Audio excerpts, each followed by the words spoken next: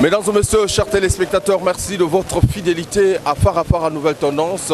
Choqué pour plaire, les gens n'aiment pas les gens, ils font semblant d'aimer les gens, mais nous sommes au cœur de l'actualité, au cœur de l'événement. Vous le savez, depuis pratiquement 2 semaines, l'humanité tout entière, je dirais comme ça, pleure. Le roi de la sape, la légende de la musique congolaise, l'artiste Papa Wemba. Et donc nous nous sommes déplacés pour toucher du doigt cet événement, et la réalité se passe ici, dans cette foule immense qui est venue rendre un dernier hommage à Papa Wemba. Mais permettez, chers téléspectateurs, dans cette émission, vous aurez les moments forts de notre arrivée, l'arrivée de la dépouille, le recueillement des artistes du Congo-Brazzaville, les témoignages, en tout cas, tout un condensé d'images et d'impressions que je vais vous proposer, en tout cas avec justement cette forte délégation des chroniqueurs. Je n'oublie pas Paul Vio Bobanza, je n'oublie pas Dani Wawa Mavoula en live, et pourquoi pas également tous les Benoît Tam Tam. En tout cas, c'est une délégation, une forte délégation qui est venue ici grâce à Ahmed Yala, qui nous a affrété justement le moyen pour venir ici, donc le bateau. Mais permettez, chers téléspectateurs, de vous dire que cette émission est toujours sponsorisée par la grosse marque Primus. Primus nous accompagne. Primus, c'est justement le sponsor de cette émission.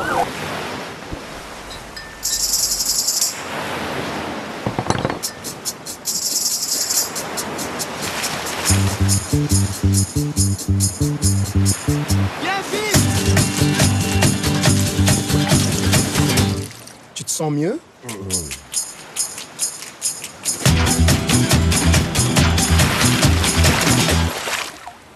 Tu te sens mieux?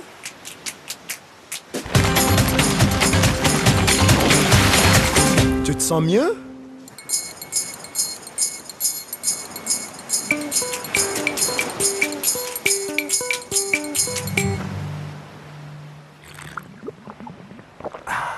Tu te sens mieux?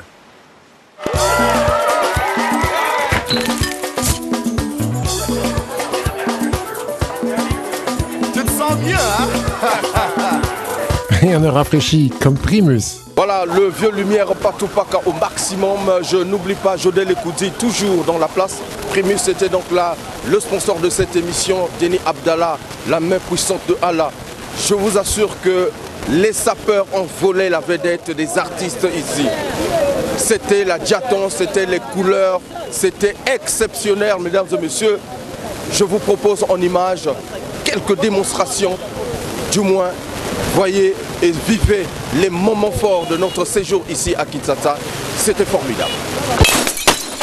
Quelqu'un de grand. Azalaki papa, Azalaki Moutou, Aebi Kotia Batouloussou en valeur. Moi en tout cas il avait beaucoup de considération, beaucoup d'affection pour moi, donc j'ai le sentiment.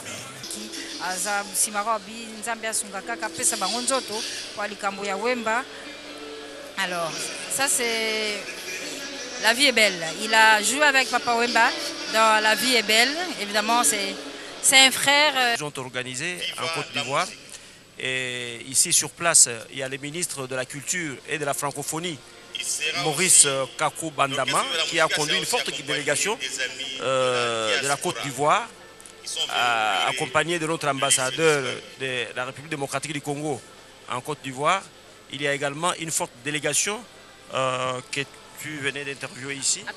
C'est Riva et Kabibi. La vie est belle. La fille qui est en train de pleurer, c'est l'actrice qui a joué le rôle de Kabibi avec Papa Wemba dans La vie est belle. Il est accompagné de Riva qui a joué aussi un rôle dans La vie est belle. Je vois que c'est la dame qui est à côté de Riva, c'est l'actrice principale avec Papa Wemba dans la série La vie est belle, une série qui a été consommée, appréciée. Voilà, Kabibi à côté de Riva, les deux acteurs qui ont joué avec Papa Wemba dans cette série télévisée, qui continuent à parler d'elle dans ce film, qui continue à parler de lui jusqu'à ce jour. C'est incroyable mais vrai. Par contre, il y a à peine un mois, Tozolo a déjà un projet à présenter album Maître d'école. Qui le 20 mai, Tokoyemba triple option. Il avait vraiment insisté à l'obi Barbara, il faut Zala. Vraiment, ne manque pas ce rendez-vous. Ndaka, nakangaka, pena lengisaka, ngaye, chololo likaya buna kikalungu. Moi si nanzela, il faut aller la chololo.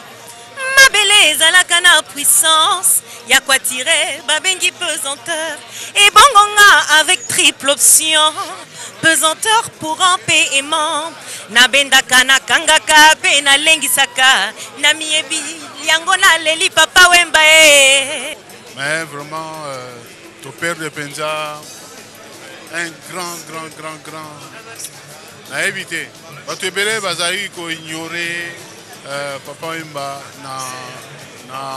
na bomoi na ye mais biso toyebaki valeur yango na valeur yango ebimi lelo na absence na ye aza te akufi tala bato bauti partout vraiment toperdre chanteur mo makasi akei mpena na baidéologie moko oyo akei nango eza mwa mpasi mpona to récupérer nikukala bayude du Congo nikukala kabe prince nikukala Wemba Kadioyo nikukala Papa Omako nikukala toi sakidjela bandeko tozali na pays du peuple tchala mwana mamu national pamba te biloba lobeloba mayawa na Kisasa maladi otokoli nango ndenge lutumba simara lobaka biloba loba tuba sila kapte oh mama Amazon abengali tchala mwana ekobanda boni likambo wana tchala mwana sali nini aza artiste musicien bongo mpona kosukisa biloba loba po RTNC lobaka biloba loba te o bozali komona ezali réalité tchala mwana mamu national mukaju muku wakasantu nde bozali komona wana azali pe kolela ndeko na ye Jules Sungu Wembadio o tango bituka ezalaki nde ezalaki bango to bazalaki babendaka sai lelo tokomisa nkuru tchala mwana Kasai Central kasi tchala mwana Papa Wemba ezali moto moko bazali na likambo te pe Marie Rose Luzolo azali mwasi ya botosi azali mwasi ya libala ayebi relation oyo ezalaki na Papa Wemba na baartiste ya musicien ndakisa tchala mwana oyo elobamaki bato batika tchala mwana azali mama tobengaka ye mamu national pe esika likambo bweko esika Jules Sungu Wembadio alali tchala mwana akoki kozanga te pe Marie Rose Luzolo Amazon akoki kobengana tchala mwana te biloba loba tuba simaro alobi tokola nango tobotami nango kasi botika tolela Papa Wemba botika tolela Sungu Wembadio tokunda bakala dia kuba tchala mwana yeba yambani baleli penza ya kosakana te nga nazaki présent muto encourager pour na voyage akende pai papa zalaki kuna na Côte d'Ivoire ezali mama tchala mwana. Je rappelle également, Tchala il ne fait pas un avion.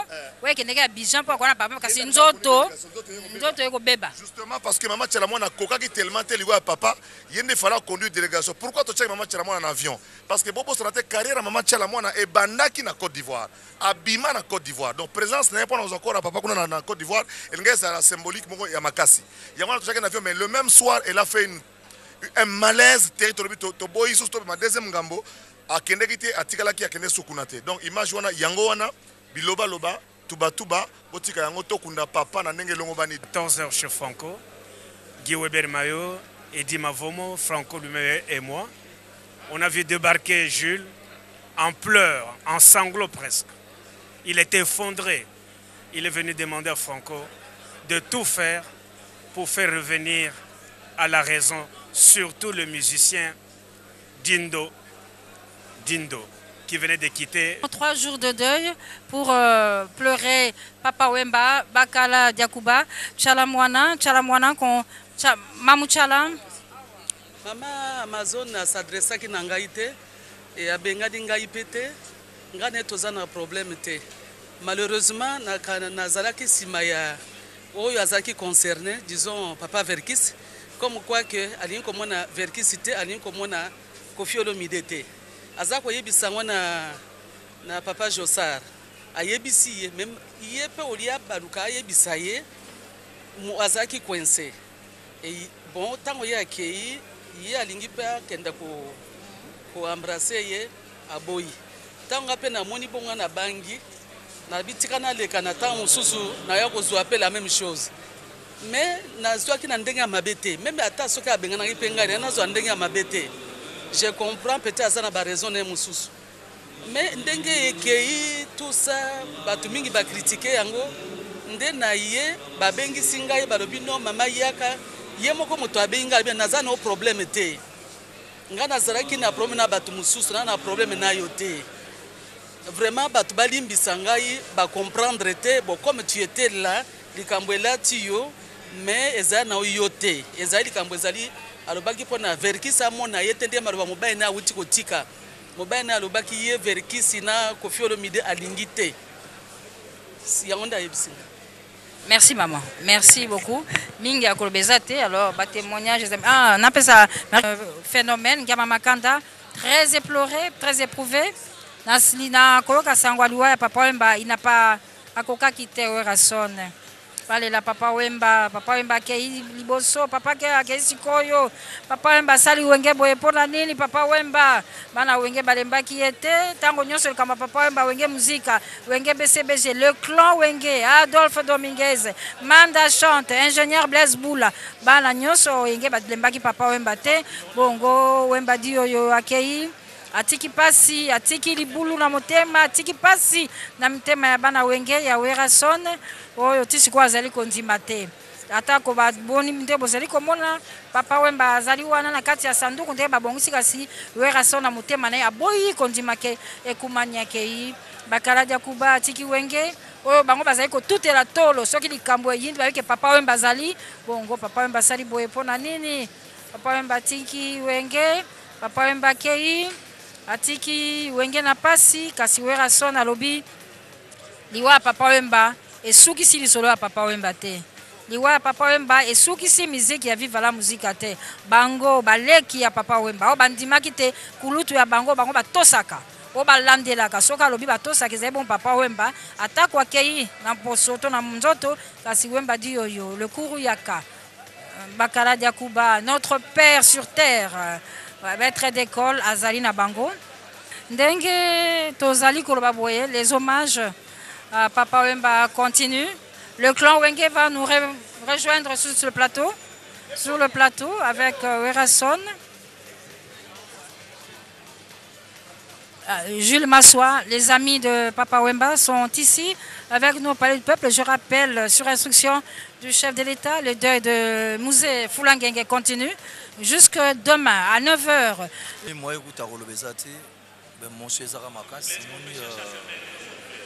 l'absence n'angaï, la place monsieur va comprendre l'émotion. Parce que papa Wemba est un grand artiste, Obnigno Soboyebi. Na mikolo mingi tovandi na ye ba 6 mois 5 mois rantima kamsu na kolobate na beto c'est la to kunda mwe vraiment désolé mission il fallait qu'il y ait un sala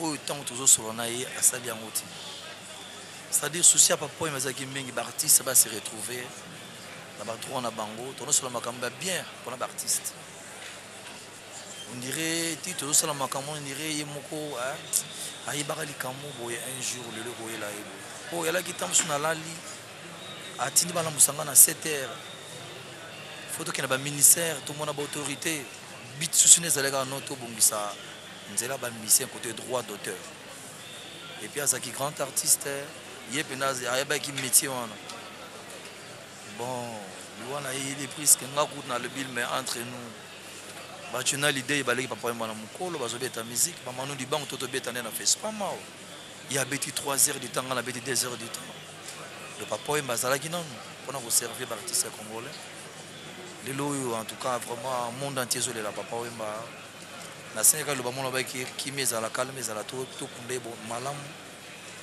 vraiment to l'exa bolingo amour oya zaki na envers biso yango mona ki lobby tant to ya ki luption so zala ki artiste nyonso le nabino comme le panel en groupe na ngai wenge musika maison mère ya otika chef de faire na biso yango mona ina ba misela ngatu bazali ba danser ba membre tout oyo otika puis to revendre même pour 1 heure du temps après total programme ndenge ezali so na soir to apprécier to kozala biso ceci kamoko ce peu moins ezali na ke peut visiter bana molokai pour banana ina na komi kuna te en tout cas ba comprendre ba émotion mami oui 3 jours to bet na papa Wemba ma grand hôtel événement na salaka on dirait nzambe donc ta pesanga inspiration parce que di jamais venant de celle là on a kinte bon ça la biso interprétation 15e papa Wemba parce que moyembi balela kaye na lolaka bino oza président lobby nyonso na bi ke chansari pana olela na katia Paris merci au prophète Gary parmi les restes de Dieu qui nous restent bang bang bang bang Eliana iko tindelanga foto nalakisa bango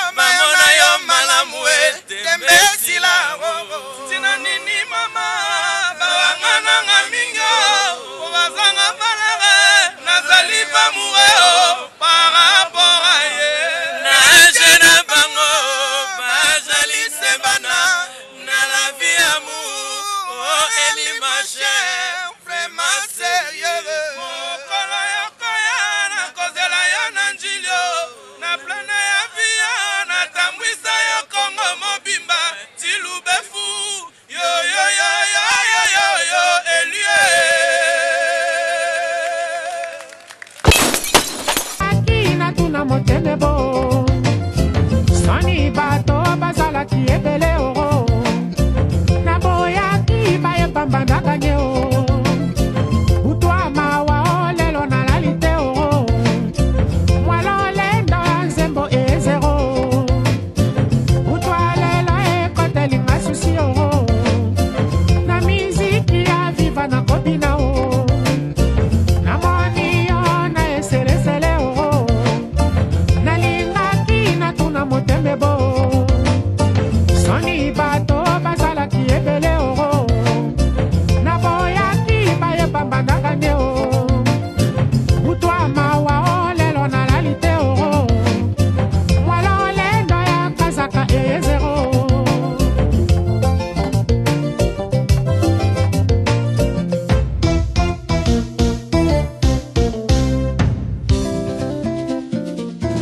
Petit bakoli me reve bango kalaka ukana okukana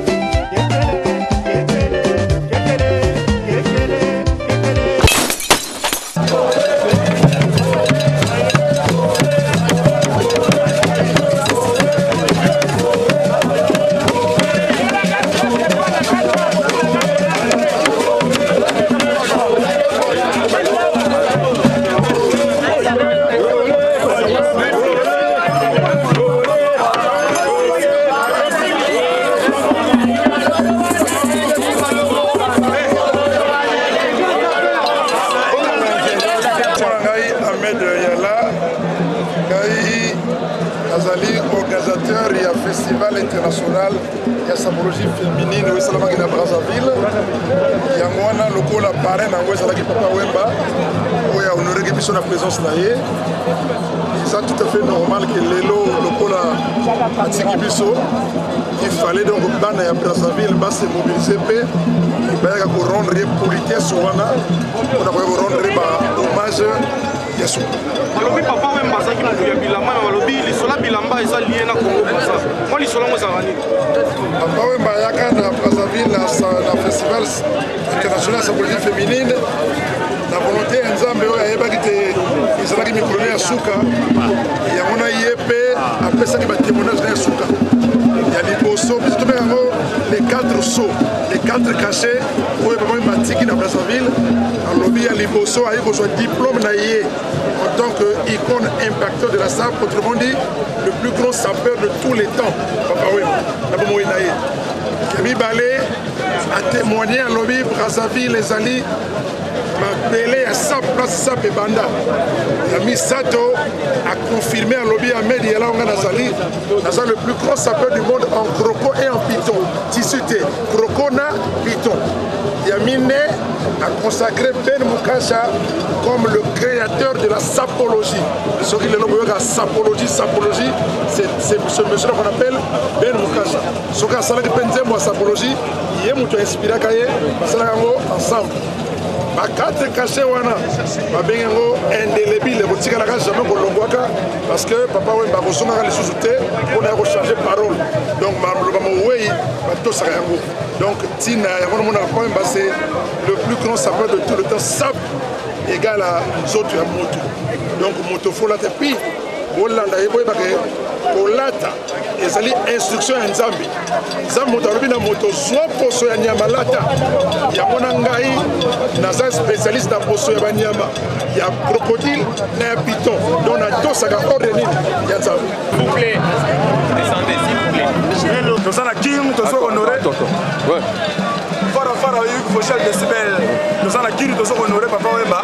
Dans la chance, et puis Fochel, Papa Wemba boire un aïe, Derrick Boukaka. Donc je suis là pour rendre hommage à mon grand frère, à mon père, le Koumani Papa Wemba, au nom de Wemba.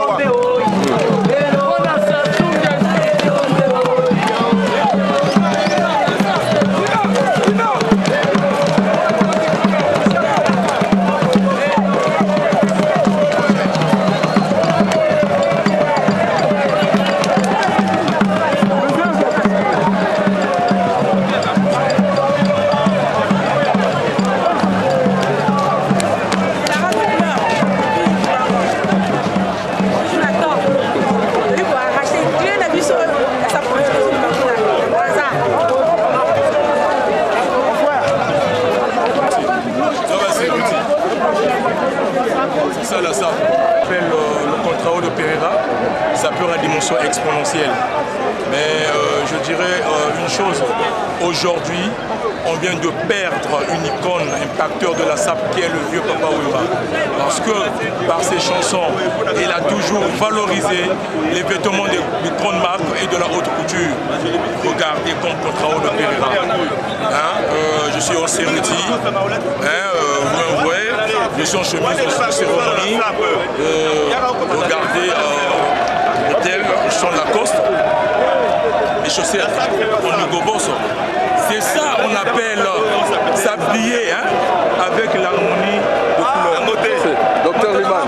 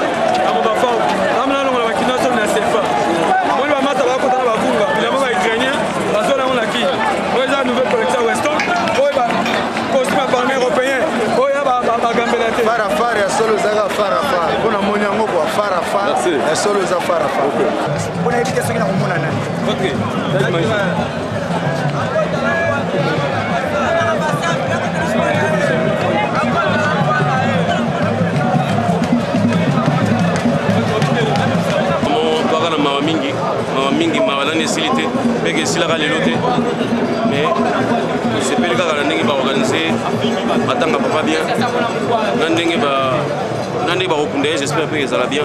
Tout ça à la place dans mon thème. Et on a annoncé un message vraiment biso bana Brazza, bana Afrique, bana RDC, bana monde entier.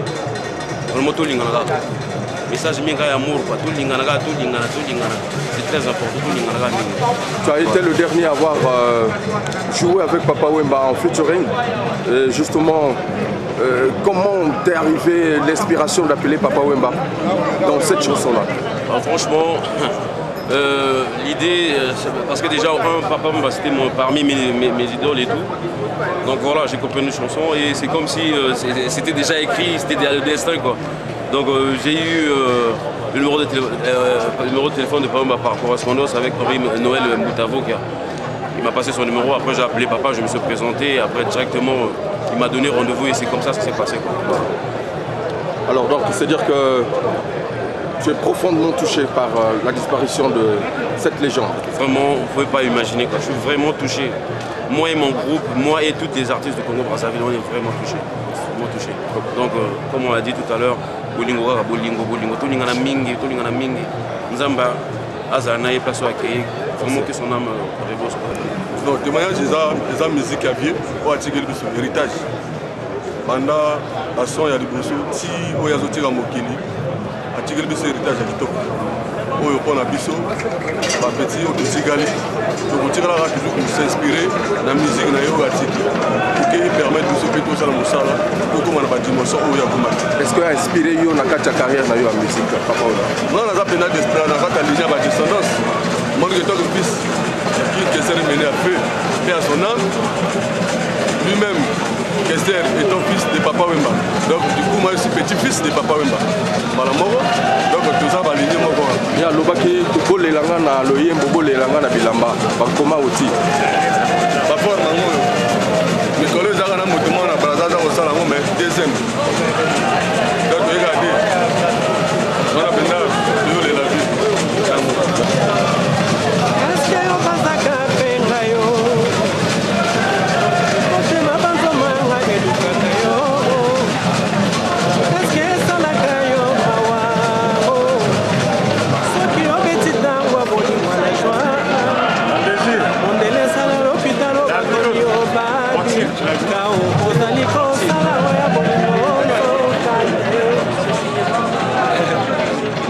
souvenir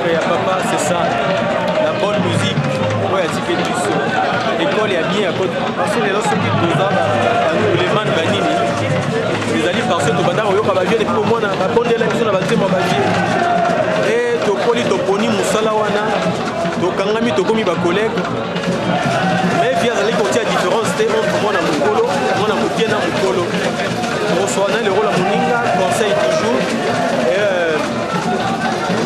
tofandi na vie mwa molai tokutani nde na baparis ndenge moko na baafrike de l'ouest na bacameroun ndenge moko donc papa atikalaka tellement sympa que ezalaki nécessaire tokatisa toyaka kokunda ye avec honneur ya kopesa ye mbonda suka Congo Brazza to honore papa parce que papa azalaki kaka papa ya Kinshasa te azalaki papa mpona le monde entier autour na ye azalaki toujours kosangisa congolais ya ngambo congolais bato tu bazalaki autour na ye yango wana ye vraiment ki nécessaire toyaka kopesa papa mbonda suka basouvenir eza ebele makasi déjà défunt colonel ibel abetisa biso na ye c'est-à-dire na Congo Brazza bazwaka nga na RDC bazwaka papa tobetaka ensemble sympathie na ye wana na baconseil et regret makasi eza que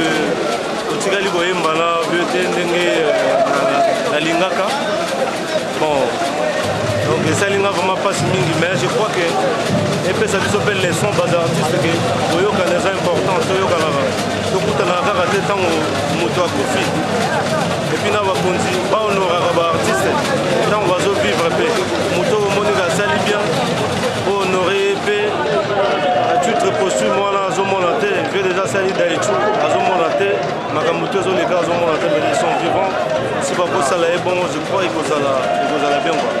Les souvenirs, qu'est-ce que je peux dire? Les souvenirs, j'ai gardé des bons souvenirs, vraiment des bons souvenirs avec papa, parce que j'ai eu l'occasion de le côtoyer au moins 2 à 5 fois. C'est un papa, il était très ouvert. En fait, le vieux là ne voyait pas la star, Papa Wemba ne voyait pas sa place au saut de tout le monde. En fait, lui, il était ouvert, donc il recevait tout le monde. Tu parlais avec lui comme si tu parlais avec un ami, tu parlais avec un grand frère, tu parlais avec un papa. Donc il savait écouter. Et quand tu lui parlais, il prêtait souvent son oreille. Il prêtait son oreille à écouter. C'est un papa qui m'a conseillé 2 ou 3 fois. On a parlé avec lui à Kinkala, à Brazzaville. J'ai eu la chance à Kinshasa aussi de discuter avec le vieux. Et si bien que quand la maison a eu cette triste nouvelle, on ne pouvait pas se mettre au bord de la route. Donc il fallait venir assister la famille biologique et la famille artistique. Participer au fait. Il fallait que la maison participe au recueillement de ce dignement Papa Wemba. Donc voilà la raison de ma présence. Je suis venu représenter valablement Madame Okuna, mon péché. Donc voilà. Donc, je reformule encore mes condoléances à la famille biologique de Papa Wemba et à la famille artistique des Tori. Et pourquoi pas partout d'ailleurs, parce que Papa Wemba, c'est une star planétaire. Je voulais honorer, rendre hommage à Papa Wemba, parce qu'il faut savoir que notre parrain, le groupe Exemple, il a été parrainé par Papa Wemba. Comme je t'avais expliqué au studio, je parlais avec papa le vendredi. Et on avait rendez-vous le lundi. Le lundi, juste maintenant, je joue le samedi. Je reviens parce qu'il est parti via Brazzaville, la Côte d'Ivoire. Lundi, je reviens lundi. Et vraiment, c'est terrible quand on m'a appelé le dimanche. On m'a dit non, ouvre la télé. Et j'ouvre la télé, c'était le décès de papa. Mais je ne croyais pas. Je ne croyais pas. J'ai juste crié, et puis j'ai commencé à pleurer. Je n'ai pas compris. Et il fallait que je puisse vérifier. J'ai appelé la personne qui m'avait appelé de la Côte d'Ivoire. Et il me confirme, il me dit que non, papa est là. Voilà. C'était tragique, choc. C'est catastrophique. Parce que il faut savoir que papa, c'était notre Bible musicale. Il faut l'admettre. Papa, il y a eu à nous concéder 50%. Il reste encore les 50%. Parce que bon, papa, ce que j'ai retenu de papa, c'est en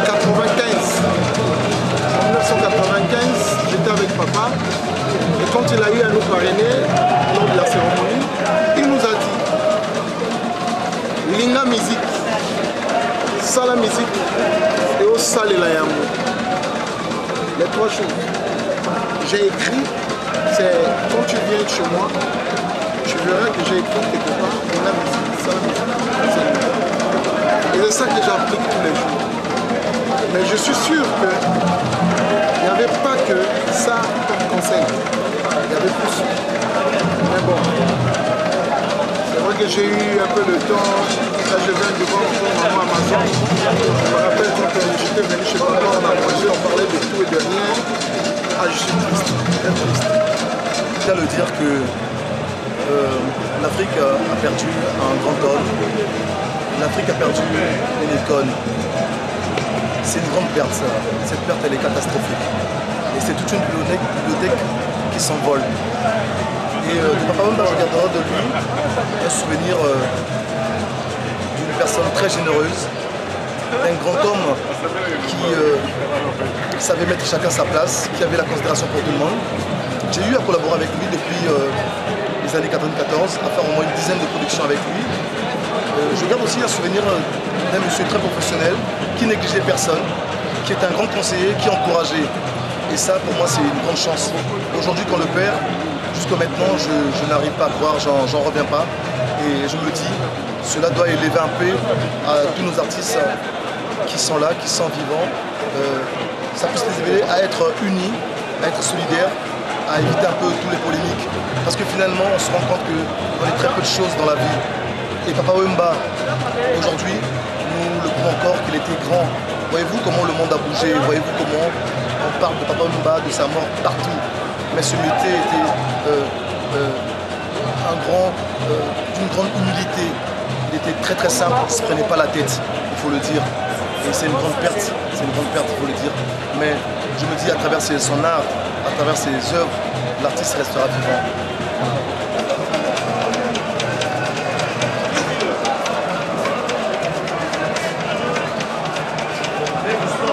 tobotami tozomona ye tozokola tosala musike tozomona ye tozolanda idéologie na ye kokunga te extra musika wende musika viva la musika extra musika wende musika viva la musika c'est Papa Wemba idéologie ezaka moto donc mangrogoto toujours balobi le roi de mangrogoto ye wana azokende azotika biso tosepela trop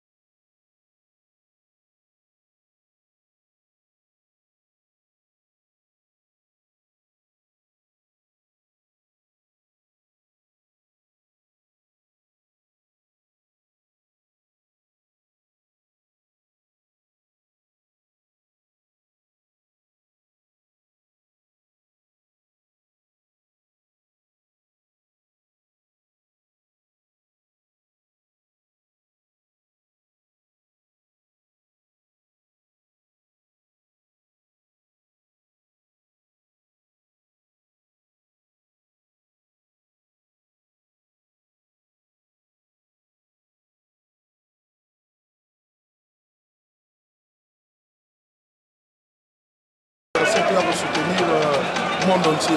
Parce que ça les cambo ya mokili. Ya les cambo motoki, ya les cambo mokili extra musique déjà sur place. Hein? Donc biso tout ça awa. Robeta même le lona soir. Bon hommage à papa. On sait que ça là pour moi l'image de ça. Toujours. Donc Robeta pour de représenter Bendele à Mboga awa. Merci. Choix exact. Un souvenir est belé. D'abord on remercie Nzambe. On a sali que hommage à Papa Wemba et qui est à la hauteur de l'artiste, à la hauteur de l'homme. C'est-à-dire tout ce qu'il a fait lui a été du bon quoi. C'était de la réussite à tout point de vue. Et là, même hommage naïe, voilà, vous vous rendez compte, c'est vraiment grandiose. Et Naï Ponanga, personnellement, vraiment, jusqu'à la dernière minute, nous avons dit la caticité pour nous des visus. Et bien, à papa, nous avons demandé que papa a couffé. Parce que le 8 mars, on était avec lui. C'est là qu'on attendrait mon maman. Alors, quand il a voulu quitter le podium, maman s'est dit qui avait demandé on a habité. Petit vieux a sali mini pour la biso. Il a payé ma biso tout à relève naïe. Et j'ai chanté la chanson de Jules Massa. Papa Balouki a talinga ya sekia à Gekofanda. Donc pour dire que papa sali mingi a sali mingi va souvenir et des pelés. Surtout bandi kotanga wa émission aux anara ya biso moko. Alors que tout le monde veut parler, c'est pas bon.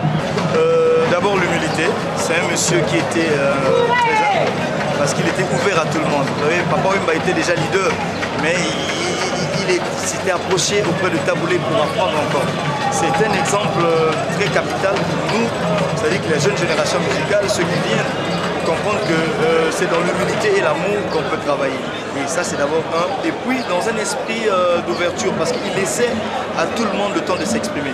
Et c'est pas donné à un leader de laisser à ses propres artistes faire des albums, leur laisser le temps de s'exprimer. Papa Wemba était un modèle pour ça. Déjà, à Viva la Musique, vous avez vu, il y a eu des Reddy, il y a eu des Stino qui faisaient des albums. Donc ça, c'est le côté exceptionnel de ce monsieur. Et un grand artiste avec grand art, c'est-à-dire artiste, musicien, peintre, artiste cinéaste, sapologue. Donc vous voyez, il a su mélanger un peu tout. Et vraiment, grand merci, comme tout le monde dit. Merci à Papa Wemba parce que sa mort a montré un peu l'unité qu'on a. Alors Sexy, moi message pour avoir Bazola Nabiso, rendre hommage à Papa Wemba. Message Nazaire Ousepela, Ndenge, Papa Kena Bazona retour. Et je suis très fier de ça. Et va souvenir Isaac et Nana Papa, il y a un concert d'ensemble dans Point Noir, aux Maison Les Tchocs à Betsakabiso. Donc on a eu à passer de bons moments ensemble dans la Maison Les Tchocs.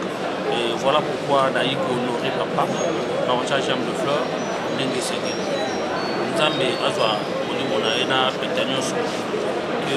Dieu le prenne au nom de Jésus à travers son Esprit Saint. C'est beaucoup.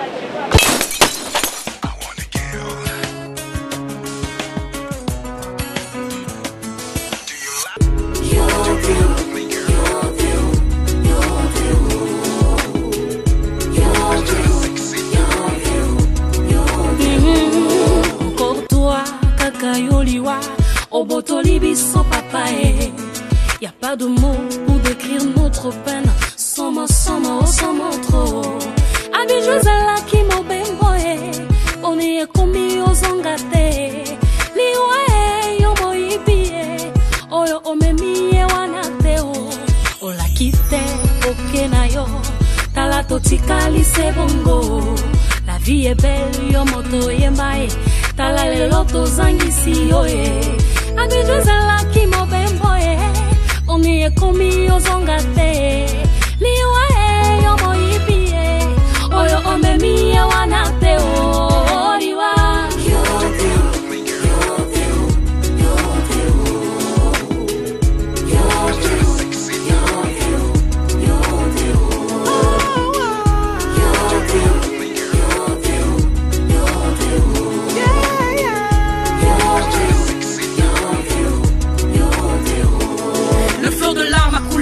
la douleur dans le cœur, la perte est si grande et difficile à gérer. Rafale et scènes pour ainsi pouvoir nous éduquer. Valoriser l'art de la sape, ça t'a su nous l'inculquer. Le grand maïas, papa, Kuruyaka, Et Koumani, le grand Molokai, le vieux Bokoul. Je garderai en souvenir ton éternel sourire. Oui, je garderai en souvenir ton éternel sourire. Maya miso nangaye Nabangi esila, nabangi ezanga Poya kolela yoe Papa Maya miso nangaye Nabangi esila, nabangi ezanga Poya kolela yoe Papa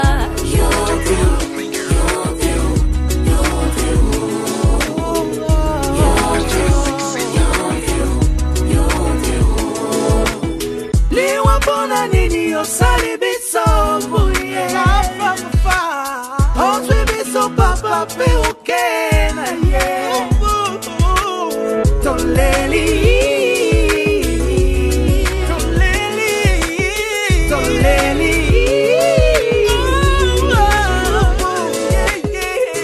Papa, tu nous as appris les griffes pour mieux nous habiller.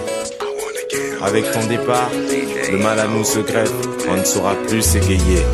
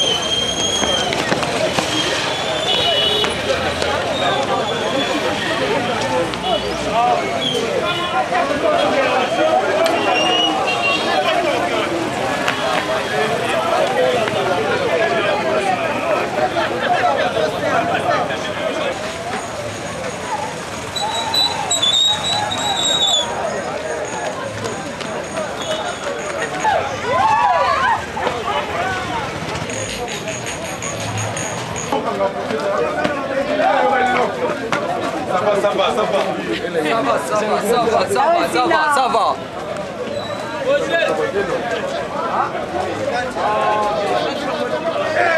Ça va, il y aura Pouille. Santi. Il y aura Westor. Ça va marcher. Maman, tu veux le voir.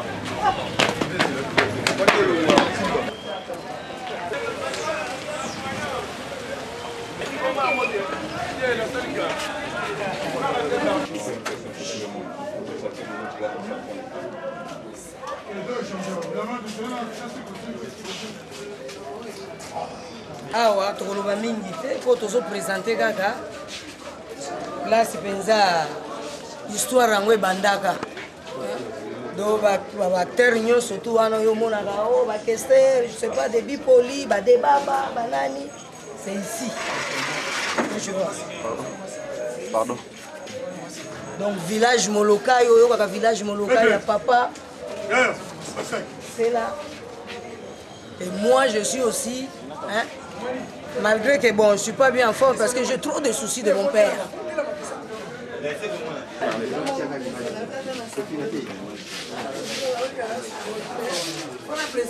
Maxime, Bokomi place Histoire et Banda, vous signez livre d'or, Bokomi Nini na livre. Si, vraiment, merci à toi. Bokomi côté Histoire et Banda, côté Penza, Papa Abotama en tant que Bistobien Agaye, le Moïse de la SAP, parce que Yé Moto a pérennisé SAP na RDC. Oui, tu signé, tu ne pas tout signer parce que tu commis Papa vraiment, biso délégation à Sapeur à Brazzaville, tu y peux le monde a proposé là, vraiment fallait tu as toujours signer. Moi, mon akati, tout comme moi, moi tout signé. Et là, quand tu retournes ça, il y a vraiment Papa, biso, tu traverser normal qu'on a pas roulé en ayo. Mais tu lingi vraiment Nzambé côté Ali, ayoka biso, adjo mo limonayo. Parce que yo wala ki motabu lingo. Yo woko linga mboka na biso Congo Brazzaville ko linga même mboka na yo parce que le baka ce qu'on a go botama na kaso botama na Congo Brazzaville donc pour dire que amour o yaki na ngwe pa na biso plutôt la kisi amour wana donc vraiment Nzambe adjo molimo na yo et là on a ko senga na ba sapeur na RDC vous allez na ko lingana parce que sapeur ali moto ya bolingo. Parce que son bolingo, on vit bien dans Mboka. La papa a qui la bolingo ya bateau, a qui la bolingo ya jeune. Donc vraiment on a un sapeur RDC. Aimez-vous dans l'amour, dans la solidarité, dans la paix. Vous allez construire votre beau pays Congo RDC. Parce que sans la paix, là on va salam dans Mbokoti. Bolinga d'abord. Parce que ça peut aller moto bolinga.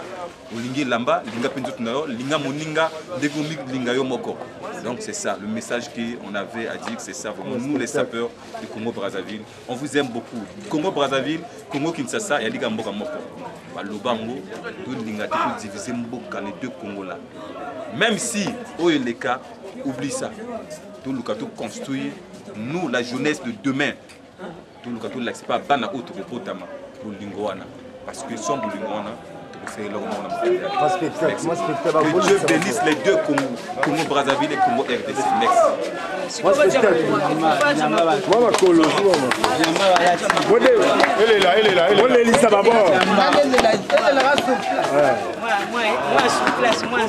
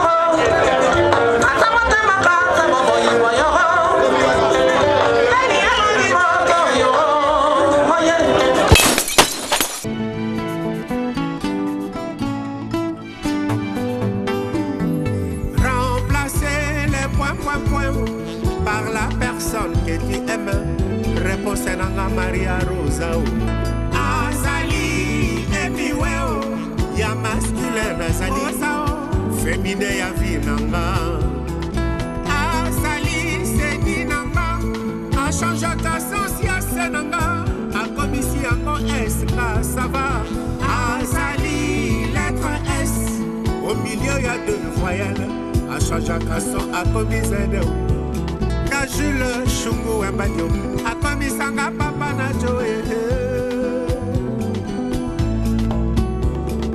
remplacer les points par celle que ton cœur adorera réponse nanga Rosa azali apostrophe nanga liaison yanga na bonheur avant kuya paradis sur terre azali accent circonflexe achamotaka bavoyeur nanga à côté de mon être chéri azali virgule oyo apemisakanga na lecture ya la vie akomisinga na point final bibie Rosa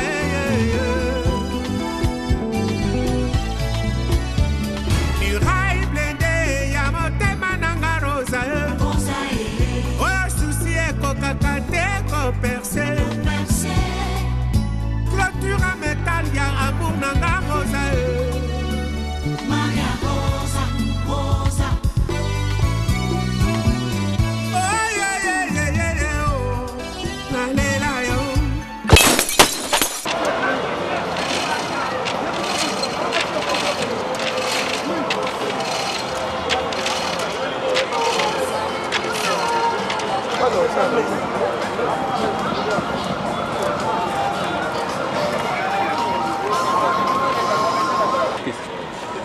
Artiste, j'apprécie.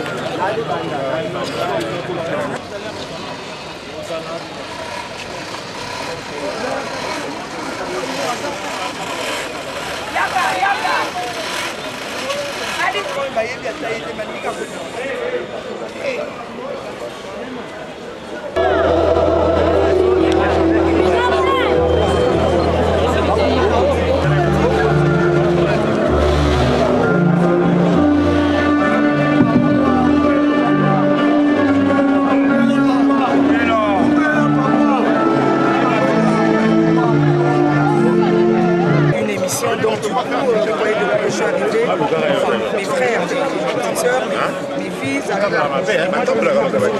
jusqu'à présent, je suis encore émotionné, je ne peux pas y croire.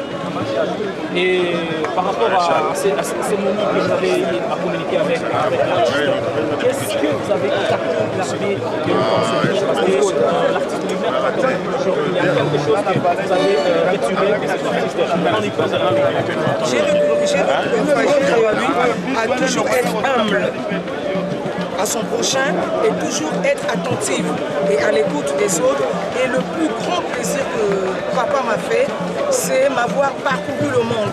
Il m'a fait découvrir le monde et aujourd'hui, si j'ai un carnet d'adresses énorme et ouvert, c'est grâce à lui jusqu'à ce que, à connaître Peter Gabriel, je peux vous dire que c'est pas donné à l'époque.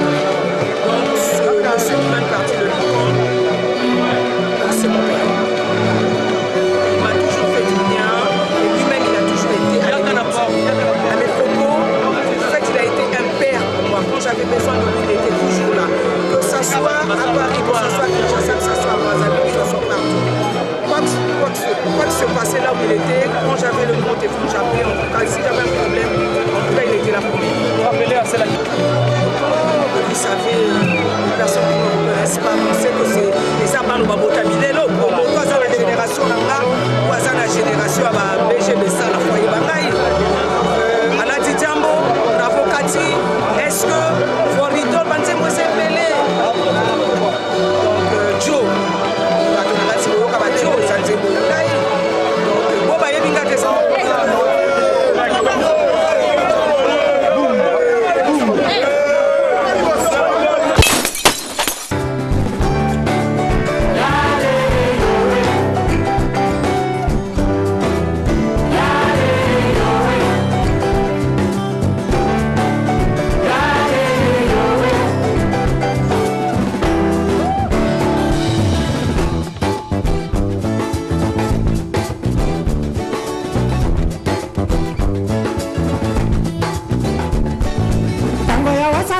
mokili alobaka nde toyinana te otolingana papa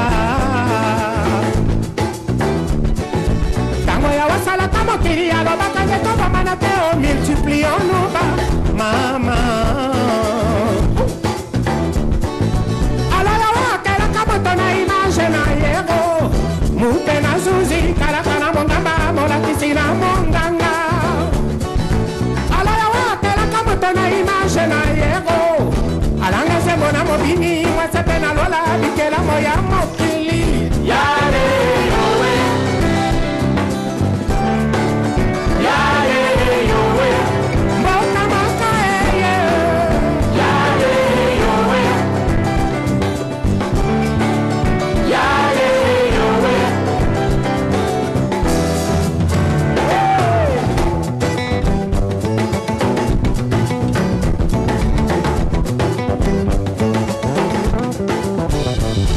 mboka maka eye bato baika oba mama bazalaka na mikakatano bazalaka koyokana nde po babungisaki liloba ya yawe yango te lobiko yare yowe yare yowe. Voilà, chers téléspectateurs, nous sommes donc ici. Il y a des sapeurs, comme je l'ai dit, qui sont venus rendre un dernier hommage à Papa Wemba. Tata, comment on a Comment Nangai Paco Rabanne Moutoros, Serge Paco Rabanne Moutoros, les défenseurs de la SAP. Alors, tout ça, il y a pratiquement tout dans l'église. Donc, comment il y a enterrement. Alors, Kabola Bisso Mawanayo, na peuple Oizolanda Bisso, va souvenir aux gardés na Papa Wemba. Bon, va souvenir aux gardés na le vieux. Au moment où le vieux na le 8 mars. Le vieux Azalaki na biso na Braza.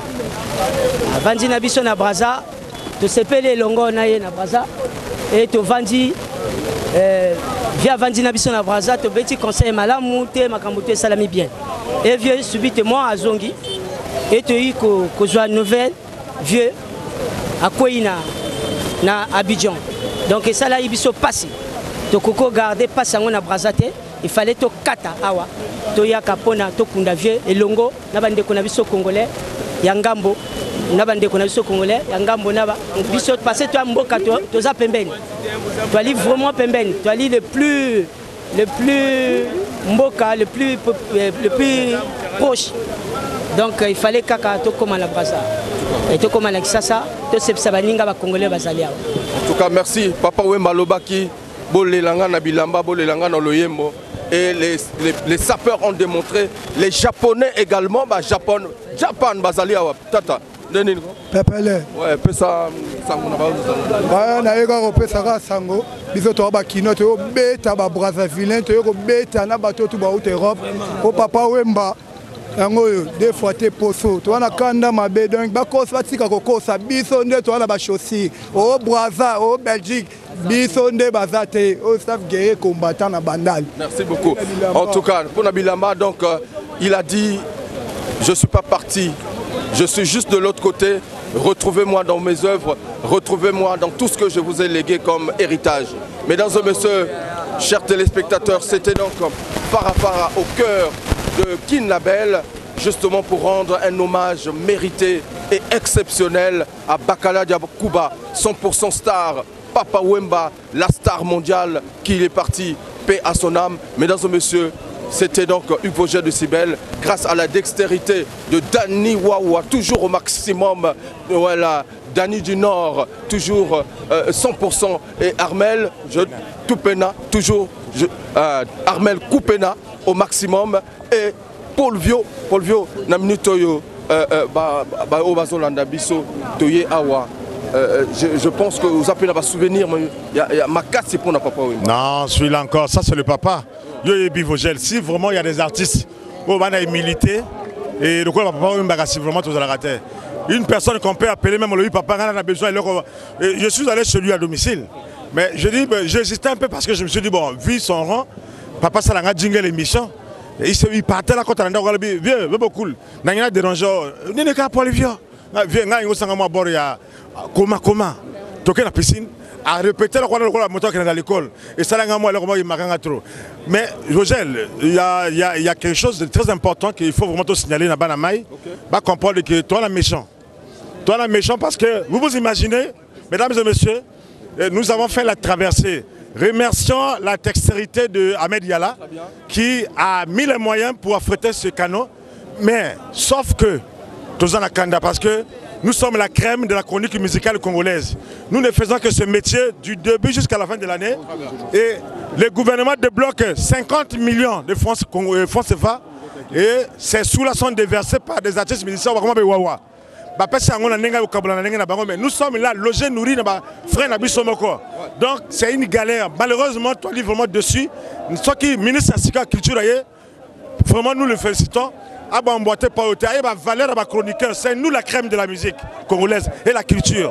Donc, Boy Debisson, tout ça, parce que 4 jours, n'a piaka, alors qu'il a débloqué 50 millions, mais bisous le rien. Solo, on continue dans Brazzaville. Polémique au Sagalate, on va tirer à boulet rouge. En tout cas, c'était un ras-le-bol partagé par toute la crème de chroniqueurs qui se trouvent ici à Kinshasa, parce que nous ne pouvons pas concevoir que les faiseurs d'histoire, les faiseurs d'artistes, les créateurs d'idéologie, comme les chroniqueurs de musique, puissent être abandonnés au profit justement de certaines personnes. Mais qu'à cela ne tienne, nous prenons note pour la nouvelle République, il faut que ça change.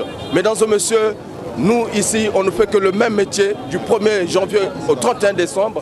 C'est l'occasion de vous dire que nous sommes au cœur de l'événement, sans soutien, mais avec maintien, avec les moyens de bord. Mesdames et messieurs, c'est donc au Farafara, les Japonais, les Loba.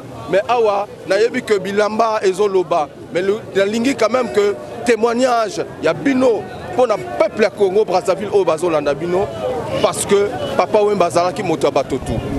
Bon, merci à Bongaï. Bembea liwa fiechenga chenga mapo azafia nga kacha matungi. OK. Babiso mageto tika mamola tara tara webu. Ah oh lati quand même. Ah na lati bon na betima yojina nga mokoto ya Janfoko Ferré. Rozo ngona sima na kamba na marité ba na polo ya Kenjo bani. Et on a ces pays des vie de calme. To boba des autres boba bitumbani. To défendre la vie to de la sangavie. Ya biso to ba na litonge. Forme les années na litonge. Ça te ba petit msubaye ba okanga bate.